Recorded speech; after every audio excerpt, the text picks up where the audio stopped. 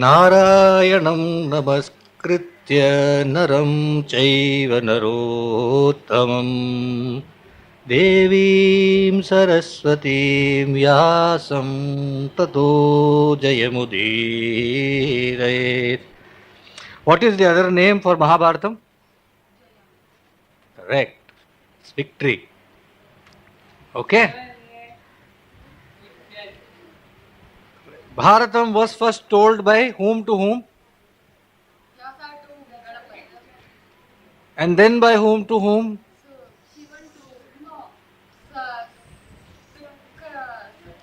Vaishampayana to Janamedaya. And then by who to whom? Suta to the rishis of Naimisharanya Ashramam. Right? Okay. Now where were we in last week's story? Who had been born? What happened when Duryodhana was born? Huh? Donkey started braying first, after that other animals followed suit. Okay. All inauspicious signs are there. Right. Now, here in the Shastasringa forest where Pandu and Kunti and Madri are there, same day Bhimasena has been born, and we saw how on the 10th day after he was born, accidentally when he fell down from his mother's shoulder, the rock that he fell on broke into pieces. A strong man, strong little boy. Alright. More, very strong. Very strong baby, not ordinarily strong. Right. Okay, now, coming back, Vaishampayana is telling the story to Janamedaya, and he's telling him all this, and he's saying, and Janamedaya is listening very keenly because this is the story of his forefathers. Pandavas and Kauravas are his forefathers. His father is Parikshit, whose father was Abhimanyu, whose father was Arjun. So he is directly the great grandson of Arjuna. So he is really keenly listening to the story about his forefathers, and incidentally Vaishampayana is telling Janamedaya that thus it was in this manner that Dhritarashtra and Gandhari had 100 sons. Other than the 100 sons, they had another son, and then they had a daughter. So quickly he says, what did he say? What did he say? What did he say? What did you say? He asks. And I thought you said there was only 100. She asked only for 100. She got a boon only for getting 100 sons. And then that mass of flesh broke into 100 pieces, was kept into 100 pots. And what is this other son? And where is this other daughter? And all he asks. So he says, I'll hang on that. He says, you see, when this is an excellent question. I'll tell you. All right. He's saying it so happened that this lady was carrying for 2 years, right? She was pregnant for all 2 years. So sometime in between, our man Dhritarashtra struck friendship with a palace maid, and through her he had another son. Okay, and that son's name was Yuyutsu. Now this Yuyutsu was a different kind of character. He was not like these other 100 stepbrothers of his. He was a good fellow. And he also did not have any hatred towards Pandavas. Moreover, later when Draupadi's Vastrarnam takes place, he is the only one in that family who is angry and disgusted about the whole thing and takes offense to what is happening. And in the time when the Mahabharata war starts, when Yudhishthira gives an open offer to anybody, any side to join him, if they want to, Yuyutsu joins the Pandava side to fight the war. That is the palace maid's daughter of the son of the Dhritarashtra. Now we will come to the daughter. Alright.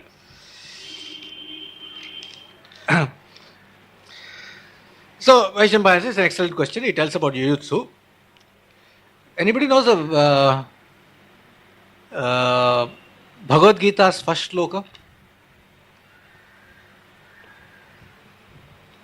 Somebody must be knowing. Dharma Kshetre.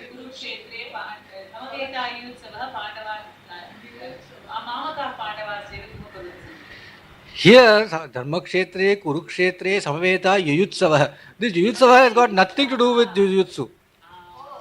This Yuyutsava means people who are engaged in Yuddham. who are enthusiastic to fight. Anyway, so that you don't get confused. Sometimes we have to confuse you so that you don't get confused. So this is one of those things. So Yusuf was the son. Now let us come to the daughter, the only sister of the 100 Kaurava brothers.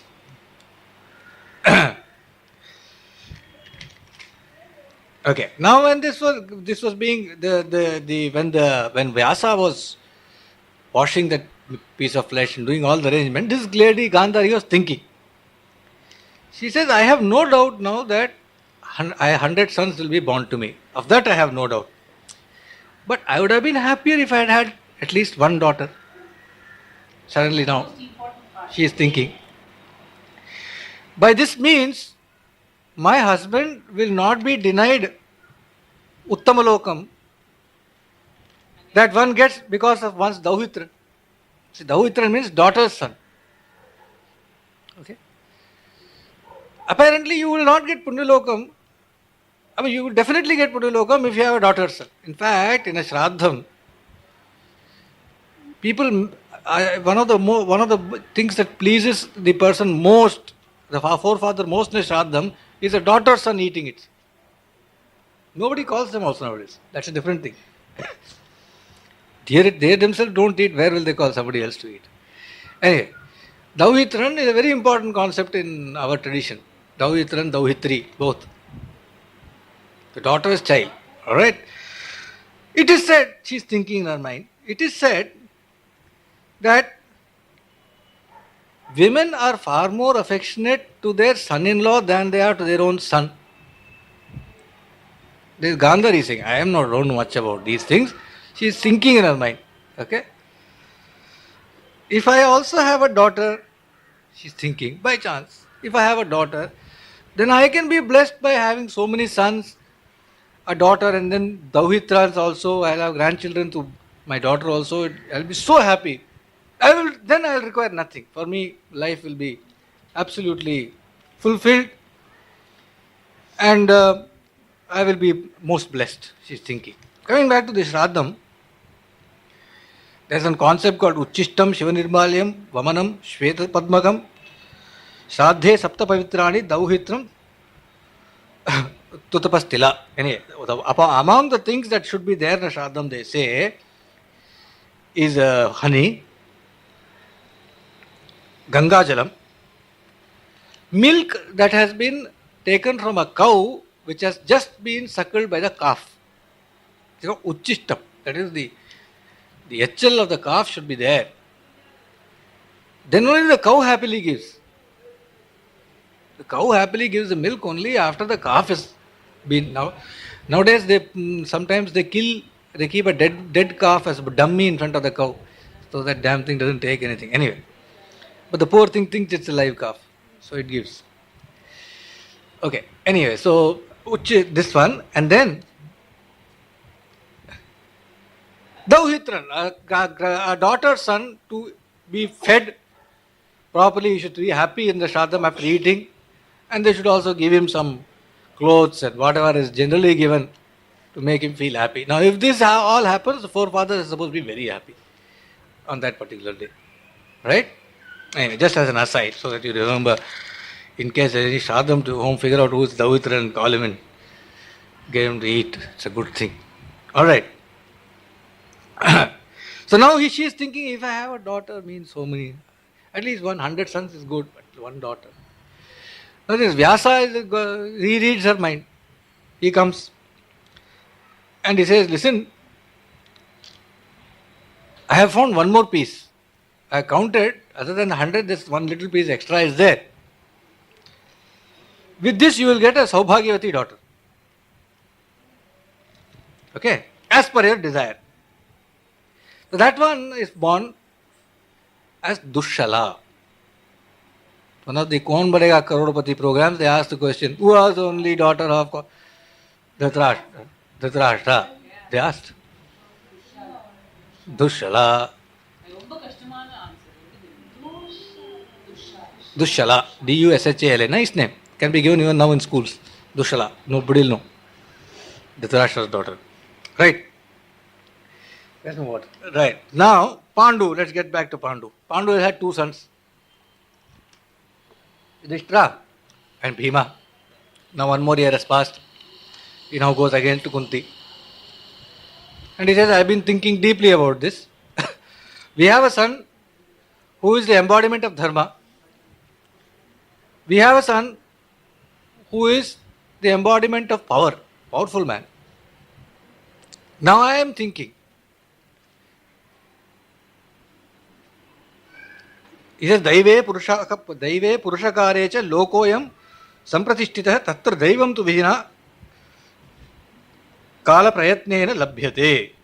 He says, the world, he is telling his wife, this world is established in fate and effort. There is fate. Don't get mosquitoes are okay. You keep the fan for yourself. I don't need the fan. Huh? Keep the fan directly on yourself. Get distracted. This world is established in fate and free will. Fate and effort.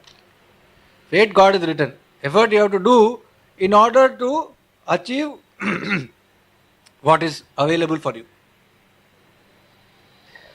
It may be available for you, but if you don't put effort, you will not get it. This is the oldest teaching of Bharatam.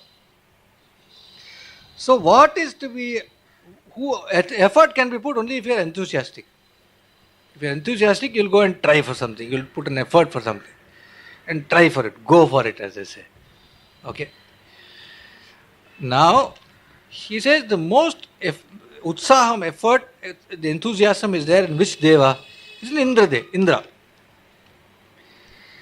He says, let me first propitiate Indra, who is the foremost in strength and enthusiasm, and he's a Tejasvi. I will propitiate him with my mind, speech, and action for a son from him, he says, Pandu. And he advises his wife to do a vratam, that is to keep fast for some time while he is also doing tapasya.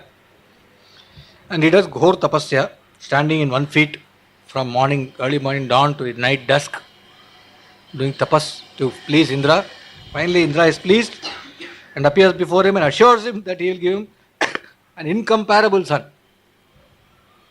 Absolutely incomparable son. He says he will fulfill all desires and needs of all the people who have any need, or cows. He'll fulfill all the desire of cows and friends, and he will be the kalam, the end of all enemies. Such a son will be given to you. Pandu calls Kunti and says her vrata has been the vrata has been good. Her fast has been well done because good results have come. Indra has been pleased. So now please propitiate Indra with your mantram and beget a great son from him. So she propitiates Indra with her. Yeah, but he wanted to he was a part of the whole thing. He was not on the side advisor asking her. I mean, he just wanted her to know that. So he did that. And you never know with Indra, you see, sometimes he may do some chal. So you have to be ensured very clearly. And as far as women are concerned, he is always known to do chal. So better to know that there's this fellow Pandu in the picture. So he's called him, assured him everything, and then he's doing it. Okay. Arjuna, the great, was born from the grace of Lord Indra. He was born in the month of Panguni, which is called Phalguna in Sanskrit, which is why he is also named as Phalgun or Phalguna. There are a few boys you might have come across in various schools of such names like Phalguna, means Arjun. Like Dhananjay means Arjun. A lot of North Indian names are an Arjun. Arjun is a cult. He is not ordinary, he is like Ronaldo, who scored 2 goals today in the World Cup final, I believe. I couldn't see it because I had gone for a walk. Right, so this Ronaldo, nothing. Arjun is timeless. Okay. Arjuna was born. He was born in the month of Panguni when the Sandhya of Puradam and Uttiram, when Puradam was changing to Uttara Nakshatram. Uttara Nakshatram was born. On Panguni Uttaram day, he was born, so he was called Phalguna. So when he was born, there was a Akashavani or Ashariri, as they say in Tamil, a voice from the skies, announcing loudly the glory of this boy who has been born. Yes, this boy, O Kunti, will be as Tejasvi and as glorious as Kartavirya Arjuna. It starts announcing. Who is this Kartavirya Arjuna? When Arjuna was born, the Akashavani proclaims that he will be as glorious as Kartavirya Arjuna. As Parakrami as Lord Shiva. Unconquerable as Indra, and will spread the fame of your family. Just as Vishnu took the incarnation of Vamana and gave immense joy to his mother, like that, this boy who has been born to you will give you immense joy. The voice from the sky still tells Kunti, he will be the greatest of Kshatriya clan and he will defeat all kings. And along with his brothers, he will conduct 3 Ashwamedha yaga, sacrifices. The voice said he will be as great as Kartavirya Arjuna. And I asked you, who is Kartavirya Arjuna? I didn't reply. I'll tell you now. We cut from Bharatam to Ramayanam. And Uttarakandam, the last part of Ramayanam, where Rama is asking Agastya about the background of everybody. Ravana, who was Ravana? What was he born? Who was his father? After Ravana has been killed. Agastya is telling all the details about them to. Was there nobody to challenge Ravana? Rama asked him. Did he have free flow? He could go and do whatever he wanted anywhere. Was there no king who could match up to stand up to? No, he says, yes, there was, I'll tell you. And he says that this fellow, after he had routed Kubera and taken the Pushpaka Vimanam from him, Ravanan, then he went and defeated Yama also. Yama would have finished him, but Brahma intervenes and says he has got a varam, so kindly don't. So he has to accept defeat because of that. He is in a high. And he hears that in a place called Mahishmati, there is a king who is capable of giving him a fight. All the time Ravana is looking for somebody who can give him a good fight. And he'll go and defeat the hell out of them. That's his thing. So he understands there's a king called Kartavirya Arjuna, Mahishmati, who is capable of giving you a fight.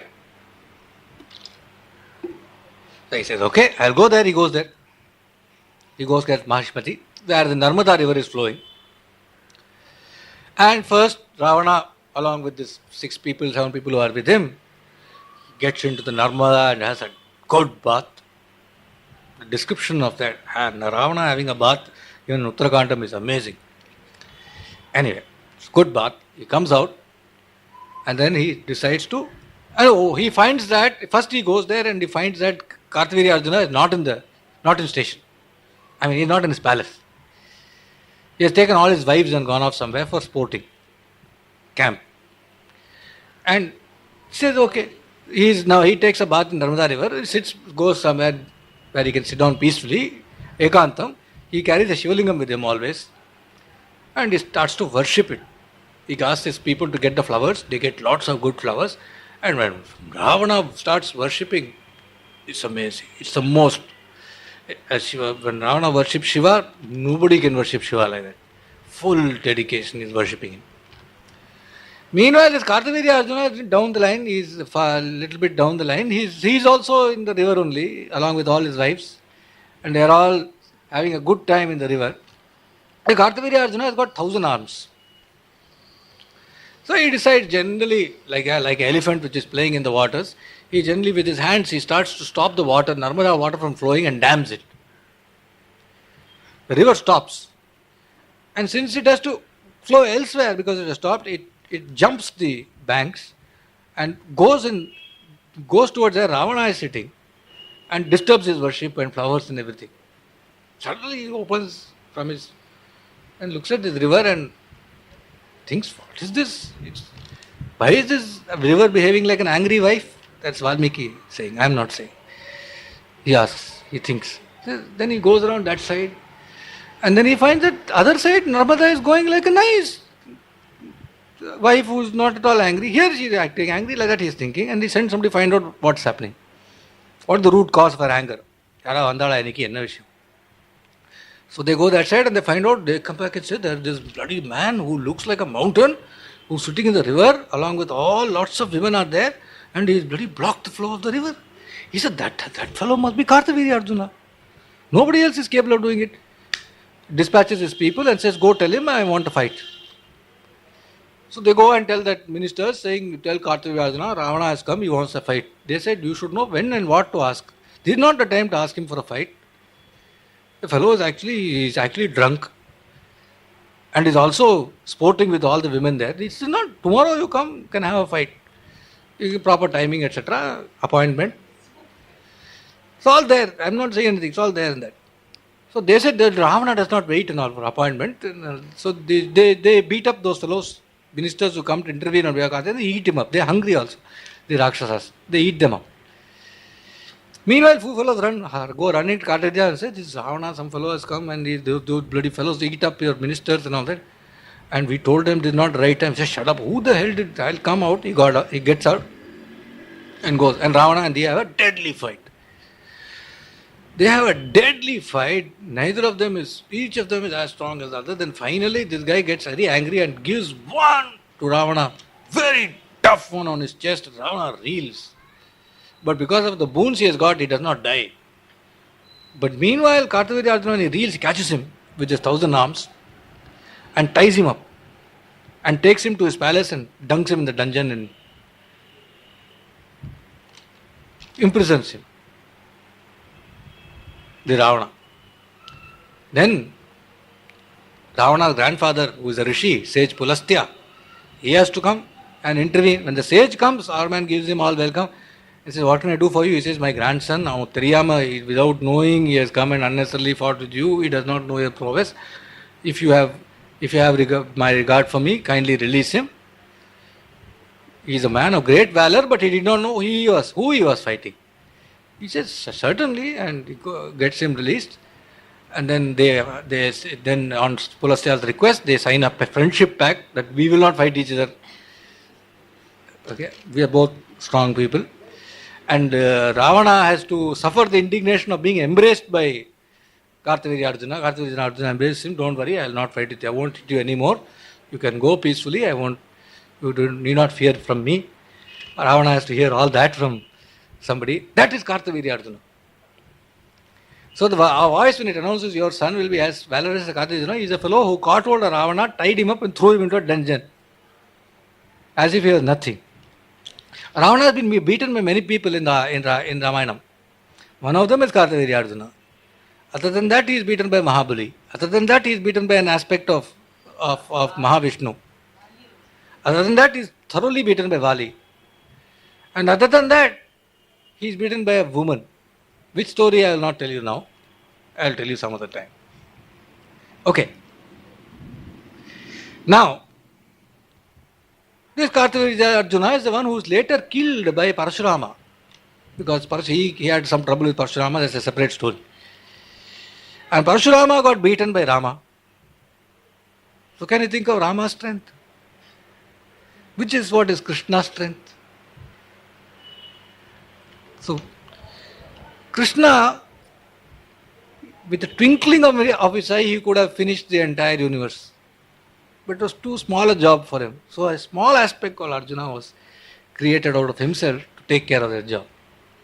Alright, that's an aside.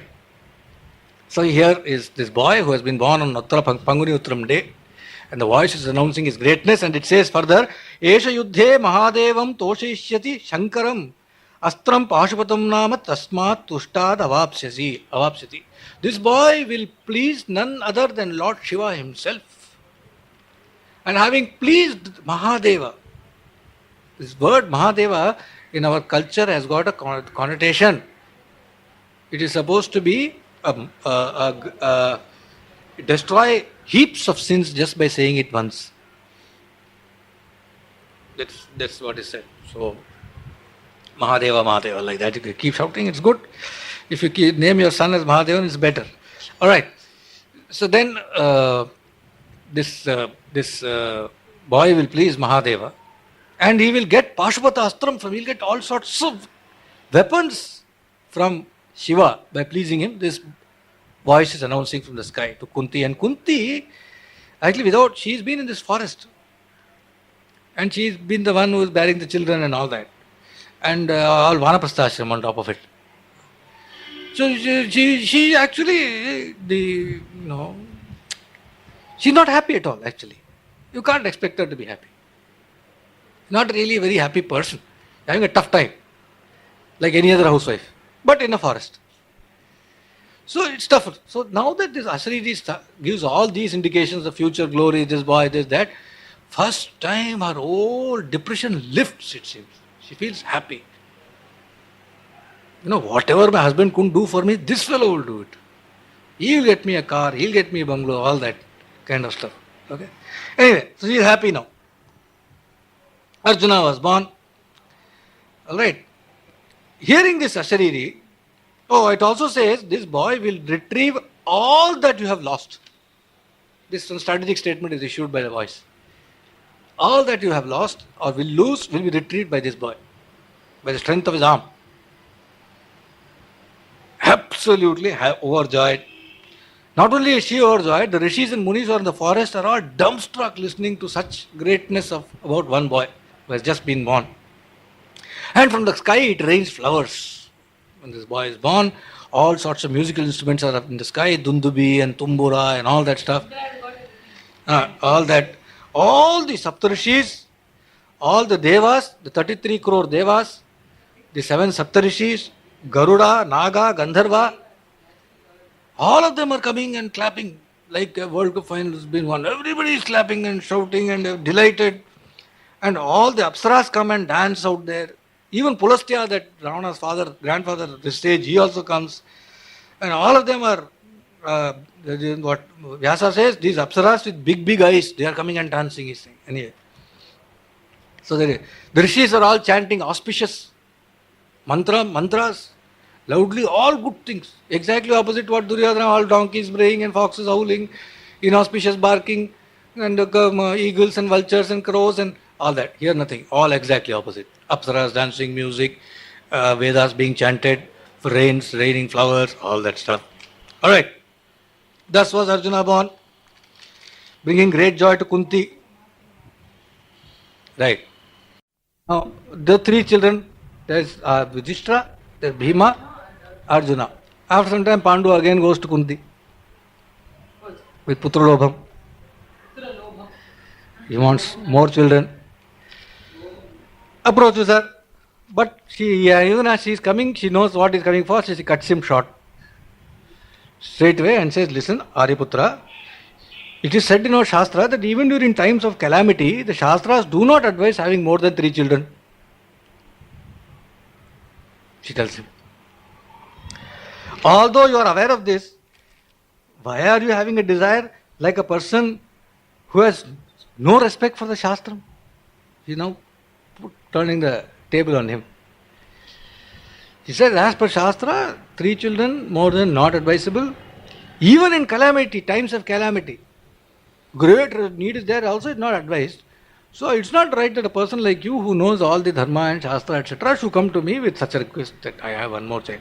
And more than 3, she said, no, nothing doing. You go to hell, climb a tree, kind of stuff. Alright. Now this man, he is knower of Dharma Shastra, he says, yes, my beloved, what you say is true. Actually, as per the wise people, what you say is correct. And I don't think I can do anything about it. He goes back. He goes back and he can't now tell her. Wife is adamant about something, you have to give up. He gives up and goes away. Now, Madri meets Pandu in private. He says, can I have a word with you? So I says, yes.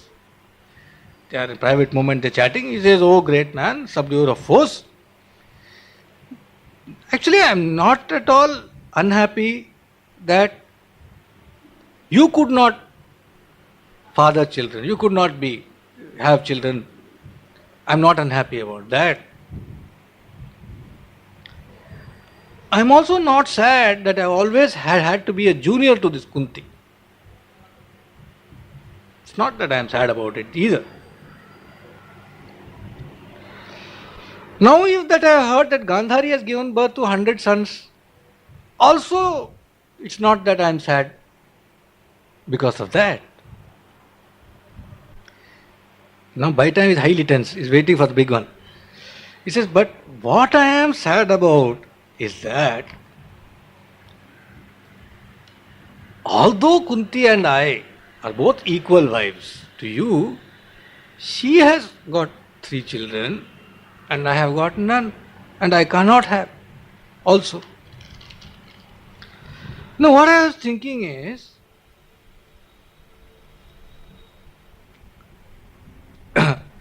oh, but I can tell you, I am absolutely overjoyed that you, the life of my life, have got 3 children through Kunti. There's no doubt about it. Now, if something could be done by which I could also get, by Kunti's favor perhaps, if she can be good enough to give me also that, teach me that mantra and how to use it, then maybe I can also be blessed with some child, which will be good for your welfare also. Now, I am feeling highly embarrassed to go and ask Kunti directly about this. Now, if you can put in a word to Kunti at the right time, maybe if it's possible, if you think it's good, like that she's telling him. Big eyes she's making. This Pandu says, Madhuri, actually I too have been thinking along these lines. Okay, he has not told, I don't know whether he has told her that already Kunti has said no and all that. Okay. Otherwise he would not have, he would have probably changed the topic.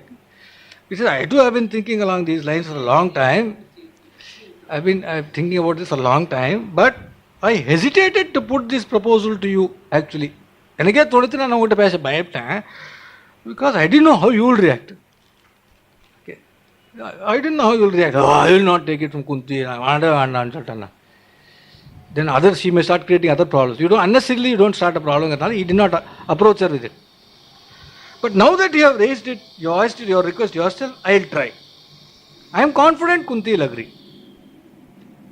He tells her.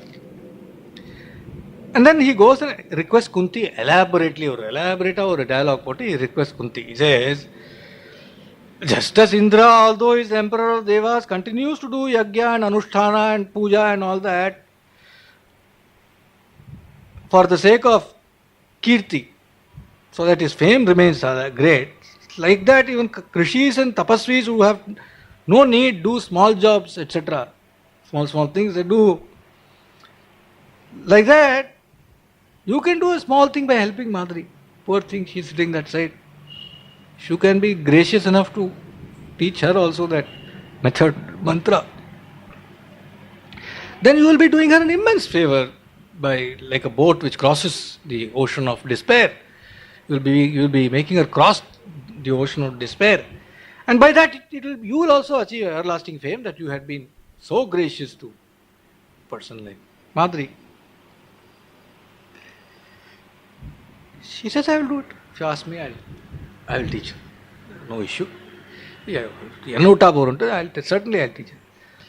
So she teaches Madhuri. Yeah, she says, I'll do it. Straight away. I mean, she doesn't say Nauta Buran. That's I am adding, but she says, I will do it. Okay. She teaches him. Now, and then she tells Madhuri, how method of applying it, you think of the God that you want to anugraham of, and how to contemplate all that stuff she teaches him. Now what this Madhuri does, she contemplates on the Ashwini twins. Ashwini are the most handsome twins among the Devas. Twins. It's very common nowadays, most people call this an Ashwin. Ashwini, it comes from Ashwini. Ashwini twins. She contemplates on them, so she has twins. Nakula and Sahadeva. So there are now 5 Pandavas. A little late, sometime later, this Pandu meets Kunti again. Now this mantra that she has taught Madri cannot arbitrarily use it. There's some role Kunti plays in that. Only with Kunti's consent it can be used. So again tells Kunti, please, if you can, be good enough. Tell Madri. I mean, the other fellow got 100 children, have a heart. He's only 5. So saying, if you can tell Madri once again, like that he starts the topic again. She makes tough eyes at Pandu and tells him, listen, O king, I'll tell you one thing I didn't tell you so far. I had told his Madri to contemplate on a Devata to get a child. I thought she'll get one child. Now this lady, this smart one, she contemplated on Ashwini twins. And in this way she deceived me. For the sake of God, I had never thought she'll get 2 children by using the mantra once. And she deceived me. And she got 2 children by one usage of the mantra. I am not a fool that, I'm going to be fooled twice by this lady. It never occurred to me that she could even contemplate such a scheming mind she has got. She got 2 by using 1. I don't want to take any further chances. Please give me a boon. I have never requested you like this. Please don't ask me to give this to her again.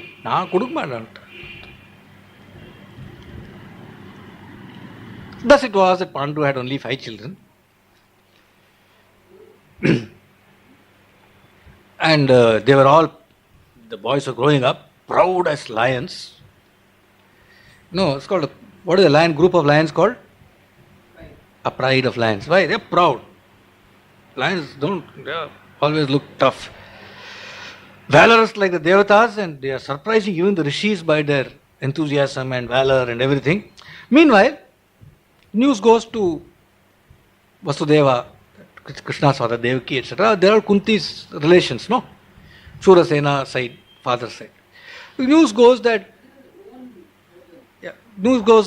children have been born to Pandu, they are in the forest in Vanaprastham, etc. He thinks that, listen, Vasudeva feels that they should be given proper sanskara. Like, Aksharabhyasam, this, that and the other. It is very difficult to do all these arrangements in the forest. So he sends some Purohitas to the forest and lots of supplies he sends. Servants, dasas, dasis, food, clothes, ornaments, other essential commodities, all sorts of goodies, etc. He sends to the forest as a retinue. And they go and cows and silver and gold and all that he sends. And they go and hand it over to Kunti and Madri and saying Vasudeva sent it. Kunti and Madru sing Vasudeva's praise. So it's a great man, it's a great king, all that stuff. I mean, poor fellow, they are in Vanaprastha in very bad shape. Now children are also growing up. We have to think about the future, all that. So they are very happy that somebody at this Pandu is Vanaprastha. Pandu is always dejected. So they are very happy, they sing his praise, and all the Upanayanam, all those sanskaram is done for the children. There's a Rajarshi in the forest among the Rishis. There's a Rishi who was a king, big king earlier. Now that Rajarshi, his name is Shuka. He teaches the Pandavas all the weapons and Dhanurvedam and this and that and the other. And he finds that even among all the 5, he finds Arjuna to be terrific fellow. So to him, he teaches him even many more things. That's how these people are growing up. And one fine day, it is when these boys are young, it is Arjuna's birthday, which is Uttara Panguni day. All the Rishis and Brahmins have been invited who are there nearby in the forest for a special lunch for Arjuna's birthday. They all come. And before they eat, they'll do the swasti. If you see them, when you go to Yagam, good Chandi Homam, etc., even now, after the Yagam is over and the Brahmins are seated to be eaten, before they eat, they'll start saying the Swasti Vachanam. Some of them like all this, Sahana, Oto, Sahana, Bunaktu and all that, they'll say. Long list they'll say. Very nice to listen. Then they'll be ready, then the food will be served. Like that they start saying the Swasti Vachanam. Kunti gets ready, she goes inside, she's cooked everything. and she starts serving. She has to serve. She personally is taking all the responsibility. Since she was a child, puja responsibility has been with her. She is a past master at it. She is doing it. Meanwhile, it is what? Panguni Uttaram. It's a spring season. It's North India. Weather is very nice. The forest is in flower and fruits. And this guy Pandu calls Madri, let's go for a walk, and they go push off into the forest. Just gently chatting and walking here and there they are going. And the lakes are got lovely lotuses, the rivers are all flowing lovely, springs are nice, deer, fawn, bees, everything. The setting is absolutely romantic. Now our man Pandu's day has come. Okay. Now he is feeling very romantic. The setting is very good. And Madhuri is there with him. Madhuri is very young. And she is wearing an exquisite dress. And she is looking very beautiful. And the whole setting is very fine. So Pandu decides to play a bit of romance, and he completely forgets the shabam that is there with him, which is that if he, as much as goes and embraces his wife, he'll die. That's the shabam that is there. But he forgets about it. His kalam has come. And kalam has come to him in front of as kama. So his brain won't work at that time. Okay, it has come. Now this lady gets worried. She knows, she remembers the curse. She remembers that he should not do any such thing. She tries to push him off. And saying, no, you should not do such thing. You should not do such thing. But his mind is gone.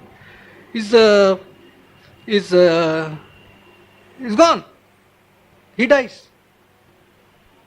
He tries to force himself, and he dies on the spot.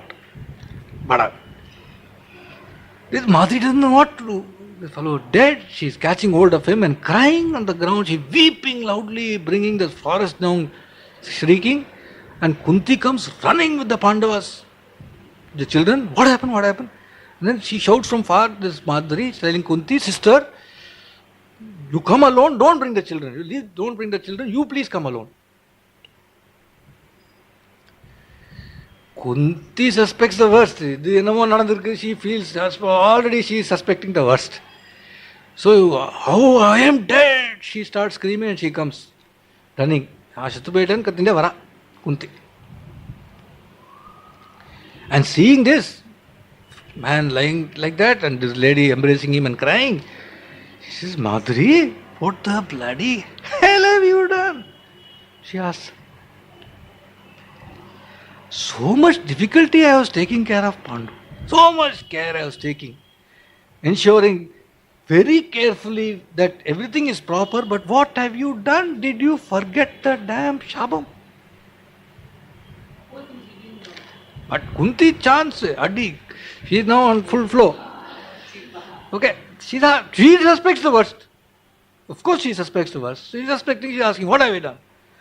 He says, King, as far this Pandu, for all the Vanaprastham, because of this curse, he could go nowhere near the wives. So all the time he used to be looking very pavam, it seems. He used to be looking pavam, down and dejected, but he used to do tapasya and all that. But he was looking pavam. Says he used to be looking so enthusiasm, no utsaha was there in life. Without any utsaham, without any this thing, Deenama he used to be. How did you make him enthusiastic? Where did he get this enthusiasm from? And all she's asking Madhuri. Okay. And then she looks and then she says, but I tell you one thing, you are fortunate. You are really fortunate. You at least seen him happy. After a long time you have seen him happy. I have not even seen him happy. She's telling all this to her. This Madhuri says, listen, Queen, I tell you, believe me or not, I tried to stop him. Several times I tried to stop him. But it seems as if he was intent on making the curse a reality. He was intent on making the Shabam come true, and so he could not stop himself. Now Kunti now fully realizes man is dead, and she falls down like a tree which falls, kadam, or like an ocean which has evaporated. Like that she is. And she wakes her up, saying, sister, come, see the husband's body. And she takes her, Madhuri, see. And she goes and she catches hold of Pandu's feet and then looks. This Pandu's body is lying there and he has a smile on his face. And Vyasa says, it looks as if he was just about to say something. He died.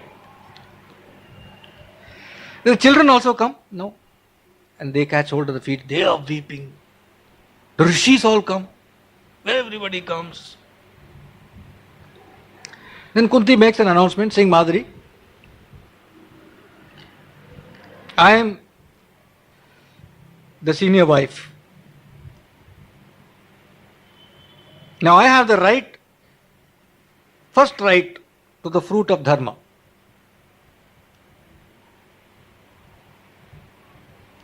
I shall accompany the king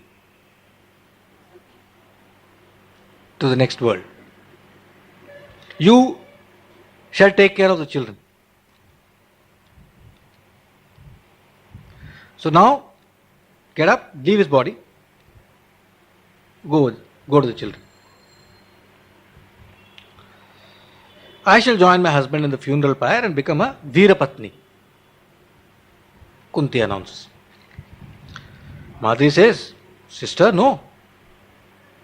It's because of desire for me that he died. I was the reason for his death, not you. It is I who should accompany him because of this and fulfill his desires in the next world. It is not right that you go.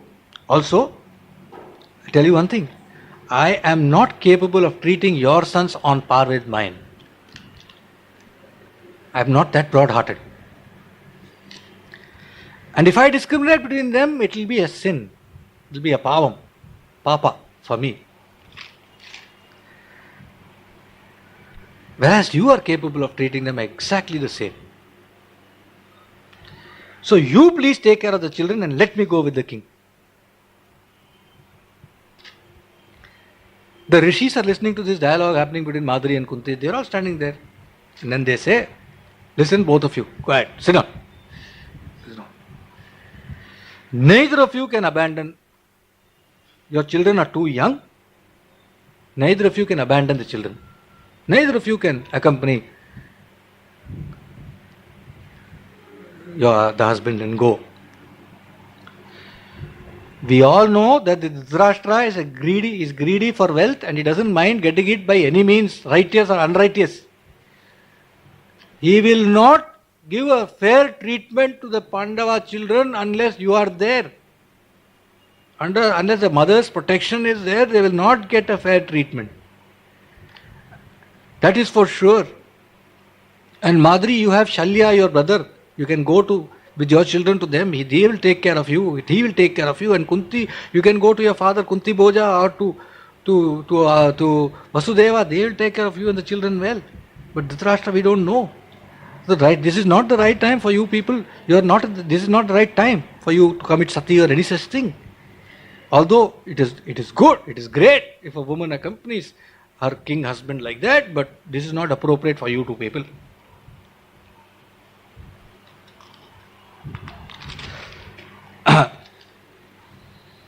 So then he says, I'll tell Sanskrit first, then explain the English, then we'll close for the day. Mrute bhartari ya sadhvi brahmacharya vrate sthita. Then they tell her that from the Shastra point of view, when the husband dies, the wife should brahmacharya vrate sthita. She should be observing brahmacharya vratam. It's not commit suicide, but observe brahmacharya vrata. Yamaicha nimaihi shanata manovakaya jaihi shubhaihi vratopavasa niyamaihi kritrai chandrayanadibhi. See, have self-control, the yama, niyama, there's various steps in yoga of self-control. Have self-control, full mind, action, body, everything should be under total control, and they should observe all the proper fast for this grahanam, that grahanam, all the fast, etc. They should observe very properly. Bhushayam, they should sleep on the ground. Chara lavana varjanam, they should give up things like, they should reduce the amount of salt they have in the food, totally give it up later. Stop having chips and papad and all that. Charam means papad. All that they should stop having. Have 1 meal a day. They should have 1 meal a day. Yena kenapi vina deha shoshana tatpara, by whatever means they should try and dry up their body. Their own body should be dried up.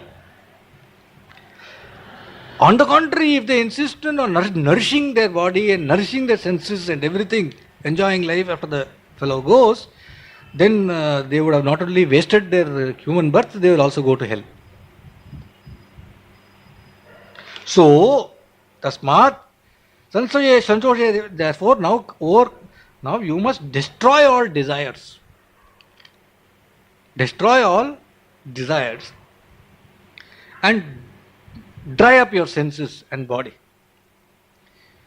And contemplate on your husband while you do all this. By this, you will be doing great good to yourself, and you will also be making your husband and your children cross over to heaven. If you do like this, take care of your children, do your duty, don't do anything that is sensually gratifying. Dry up your body is the advice that they give to Kunti and Madri. Kunti says, just as you say, your advice is binding on me, my husband, my children, because that is what I have been. Rishi's advice can only be for our benefit. I know that. It can only be for the. I have not the slightest doubt about it, that whatever you say will be for our welfare.